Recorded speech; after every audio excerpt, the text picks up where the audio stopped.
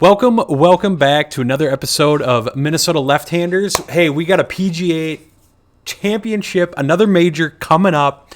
We're going to talk some LIV golf, maybe change some things up this week. We're going to have a few episodes, 2 or 3 at least, just short, information packed. Try and get those views up. You guys get you more information, and not bore you too much with my personality, Nate. Maybe. Oh, come on. Oh, come on now. But hey, we're No, here to talk LIV, right? We're talking LIV today. Yeah, today is LIV centric. Tomorrow we'll talk a little bit about the course, and a few other things along the way. Today though, LIV centric. It's the year's second major, and if there was ever any doubt that the LIV guys could keep up with, the 4 rounds, and if they were ready for all this, they hadn't played all the, as much golf in recent weeks because of the LIV schedule and things like that. I think the Masters took care of that. They being the LIV guys performed well. They were up to the challenge and they were on top of the leaderboard. It was interesting to see, and as I've said in previous episodes, it definitely sort of changed my view of what LIV is. And it was a reminder that these guys are still fantastic golfers, despite the fact that they play less and all the things that go with that. 18 players, 18 LIV guys are in the field for this week's event. Most notably, Brooks Koepka, who really had a chance to win the Masters. Phil Mickelson, who played awesome on Sunday and unbelievably defies age and defies all the odds and continues to perform in the majors. Dustin Johnson won at Tulsa last week and still one of the best players in the world. And then you've got Taylor Gooch, who there's been a lot of controversy swirling about him. Previous to Tulsa, he won the two events previous to the Tulsa event on LIV, and has fallen out of the top 50 and out of eligibility for the U.S. Open. So the conversation around this week has been, what does he need to do to qualify? How does he need to play? What does he need to do in this week's event, the PGA Championship, in order to qualify for the U.S. Open? Because of course, any events between the PGA Championship and the U.S. Open don't count on LIV's tour as versus the PGA, which they build points and all of those things. Other names that made the field for the PGA Championship, you've got Abraham Ancer, Dean Burmeister, Paul Casey, Bryson DeChambeau, Martin Keimer, Brooks Koepka, who we mentioned, Brooks Koepka, Anirban Lahiri, Joaquin Niemann, Patrick Reed, Cameron Smith, Brendan Steele, Mito Pereira, Thomas Peters, and Harold Varner III. There's one name that is missing from that list, conspicuously missing from that list. He failed to qualify for this championship through more than the dozen. I think there's 13 different ways that you can qualify for this thing. And he didn't receive a special invitation. And this guy has won majors in the past. Sergio Garcia. Major in the past. But he does have a Masters. So it's a big deal to have this guy not in the PGA Championship. I did see that he hasn't missed a major since 1999. He's played in every single one since 1999. 1999, of course, was at Medina, where he battled it out with Tiger Woods. So as a 19-year-old, he was definitely the next phenom. That's the one where he hit that shot off that root, and he went running down the fairway, and he jumped, and it sort of launched him. It jumped him into stardom. I don't know. That's a bad analogy, but you kind of see where I'm going with that. He's such a dad. But yes, that was not good. However, what else sticks out to you about that list of LIV guys, and what do you expect to see from them? What do you hope to see from them in this year's PGA Championship? So other than, looking at this list of how to qualify for this, there's 13 different ways to qualify for this. And all former winners of the PGA Championship, winners of the last 5 majors, last 5 U.S. Opens, last 5 Open Championships. It's just like this.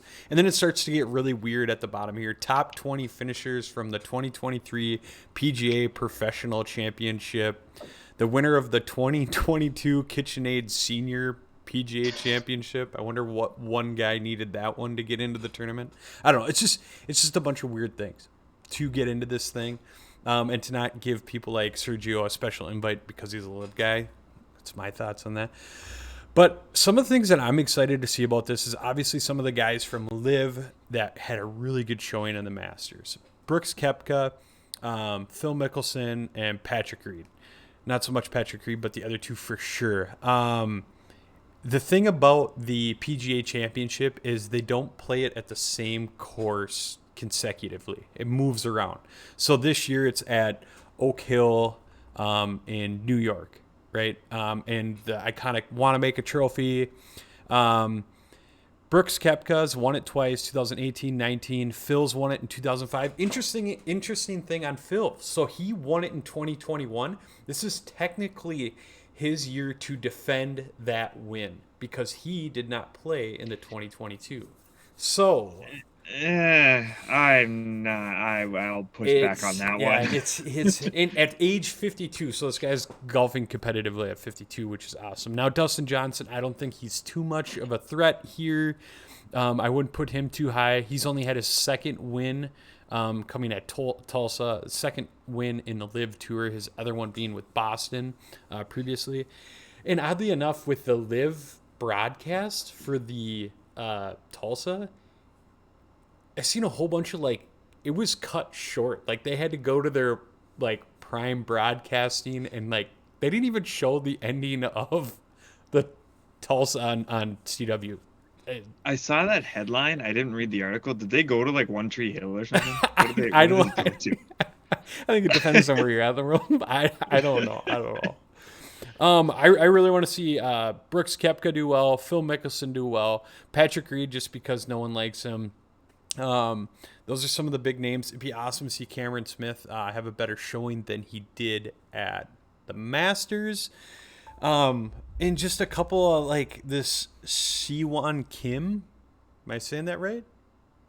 That's a name I don't know. I know Siwoo Kim, but I'm a PGA Tour Bobo, so what do I know? I don't know Siwon Kim. So this guy made it in because he won the Asian Tour's Order of Merit last year. Oh, so that's one of those things where you're hell of a player. How did? And then you have people like Harold Varner, 64th. That's the only reason why he's in this, I do believe. I don't know. It's just doesn't make sense. I still don't know where to land with that because I don't. We were trying to figure out how they qualify. Was it top 70? Is that what it is? But it's top 70 who were in a Ryder Cup. You know what I mean? Or top 100 that were in the European Ryder Cup or last named U.S. or European Ryder Cup teams in 2021. I don't know. It's all so confusing. It'd be better if they listed out how each player made it throughout that list. Which is what we were able to discuss at the Masters tournament. There are two names on here that really stick out to me as threats, more so than even your Brooks Koepka pick. And I continue to soapbox that this run for Phil has to end because Father Time. Why does everyone want it to end? The guy is healthier. He's got that pregnant glow to him. He's skinny. He's still hit. I mean, the guy can hit the ball. Stop hating on Phil. He's 52. If Tiger Woods could do what Phil was doing at 52, if Tiger Woods wasn't driving around his car, doing the drugs, crashing stuff, running, you know what I mean? The guy didn't live a Tom Brady-esque, someone you want to aspire to be life outside of his golf game. And I'm not saying Phil is either, but the guy is still competitive, man. The guy he won't go away. He's going to be Freddie Couples. You're going to be watching him at the Masters. Nevertheless, not my picks. I got two names. One, Cameron Smith, because he's number 8 in the world right now after not receiving points since right after the Open Championship last year. He won the Open and then soon after went to LIV. So he hasn't counted for OWGR points in 8 months, and he's still number 10 in the world. He's ahead of guys like Jordan Spieth, Justin Thomas. crazy how he maintains that, how well he was doing. And then he did not have a good showing at the Masters, and I gotta believe that he wants to prove that he can still play with these guys, he can still compete with these guys. And then you have to look at Mito Pereira. Mito Pereira in 2022 doubled the last hole to fall out of the playoff with Justin Thomas, and which ultimately was Justin Thomas and Will Will Zalatoris. Yep. But the guy, I think he had a 3 or 4 shot lead heading into the back nine. Maybe it was like 4 shots starting the day and then like a 3 shot lead heading into the back nine. And then he had just this wild driver swing off the 18th tee. Like it was like this sawed off weird finish. It's worth going back and finding and looking at. And the announcers were like, oh my, look at that follow through. Like it was a bad. And then it rolled into the creek. He makes double. So it'll be interesting to see his bounce back. Was it like so dramatic for him that he just can't overcome that and play well and compete, or was it gonna kind of be fuel for him to compete at this tournament again a year later? I think it's gonna light a fire under him personally, because he was supposed to be sort of the next wave, part of the next wave, leading the next wave of the European Ryder Cup guys. So not European Ryder Cup guys, President's Cup guys. He's from Chile. Do you say Chile? Is it Chile? Is it Chile? We're going to go with Chile because we're in Minnesota.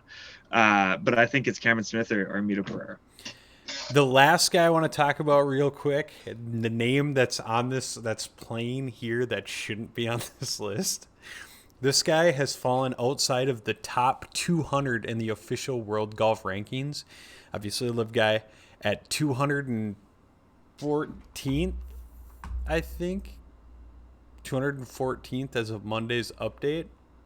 And the only reason why he's in here is because he won the 2020 U.S. Open Championship. Bryson? Bryson dropped that low? Dude, he is not... He's like irrelevant now. I mean, the guy just can go away. Goodness. What dropped faster, his weight or his world ranking? Jeez. I don't know. That guy's, yeah, he's gotta have a good showing here. Him and I think him and Taylor Gooch have to have the best showing out of this entire list of LIV guys here. You know, are they going to? Probably not. I got my money on, like you said, Cameron Smith, Patrick Reed, Phil, or Koepka. So it's awesome that 18 guys are making it. It makes for good competitive golf, especially with this high level of golf that these guys are still able to play. Yeah, I think that's kind of a wrap for us here. We've got another episode coming tomorrow. We'll talk about renovations to the course and who, you know, from the PGA Tour we think might play well, who's gonna show up there and make some picks on that show as well. So come back for an episode tomorrow, and we'll have a jam packed with quick information like this and just get you guys as much info as we can tomorrow.